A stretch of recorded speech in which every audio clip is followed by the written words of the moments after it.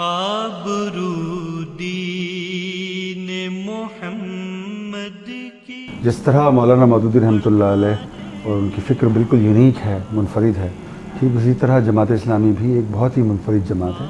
یعنی آپ دنیا میں اتنی جماعتیں ہیں ہر ملک کے اندر، خود برصغیر میں بہت جماعتیں ہیں. اگر آپ جماعت اسلامی کے بارے میں یہ قیاس کرتے ہیں کہ انہی جماعتوں کی طرح کی ایک جماعت ہے تو یہ بات بالکل 100% غلط ہے. جماعت اسلامی بالکل مختلف اور منفرد جماعت ہے ان تمام جماعتوں میں. اور مولانا مودودی رحمۃ اللہ علیہ نے اس ڈاکیومنٹ کے اندر، جو کہ بہت ہی امپورٹنٹ ڈاکیومنٹ ہے، یہ بات کہی ہے کہ یہ جو جماعت اسلامی، میں نے اچانک اس کا فیصلہ نہیں کر لیا اس کے قیام کا، بلکہ 20-22 سال کے جو طویل مشاہدات اور تجربات تھے ان کی روشنی میں اس نتیجے تک پہنچا کہ جماعت اسلامی کے نام سے ایک جماعت قائم کی جانی چاہیے. اور یہ جو جماعت اسلامی کے قیام کا تاریخی پس منظر ہے اور جو اس کا نصب العین ہے، اس کے اہداف ہیں اور اس کی جدوجہد ہے، یہ اتنی امپورٹنٹ بات ہے کہ مولانا نے کہا کہ میں اس لیے میں یہ بیان کر رہا ہوں کہ کہیں میں یہ بیان کیے بغیر اس دنیا سے رخصت نہ ہو جاؤں.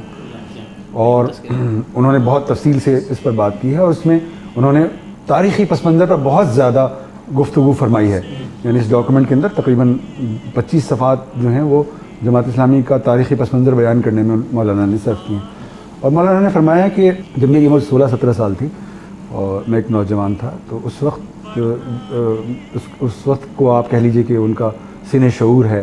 تو انہوں نے کہا کہ اس وقت جو تھے 2 واقعات بڑے امپورٹنٹ تھے، یعنی جو مولانا کی فکر پر اثر انداز ہوئے. ایک واقعہ تھا خلافت تحریک. مولانا نے کہا کہ جب میں نے آنکھ کھولی تو خلافت تحریک برپا تھی.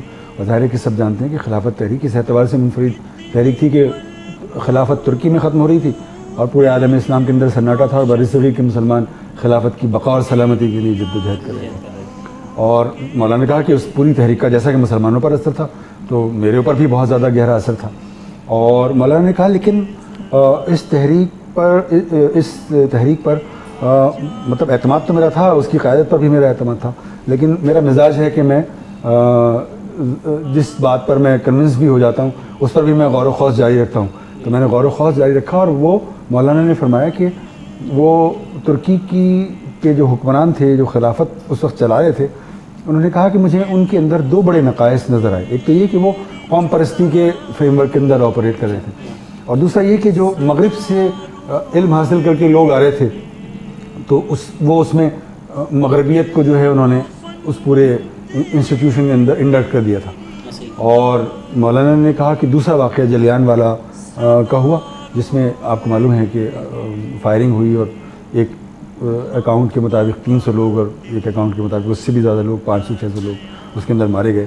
اور اس کی بنیاد پر پورے ہندوستان کے اندر جو ہے انگریزوں کے خلاف غم و غصے کی ایک لہر اٹھی اور انگریزوں کے خلاف ایک بڑی تحریک منظم ہوئی.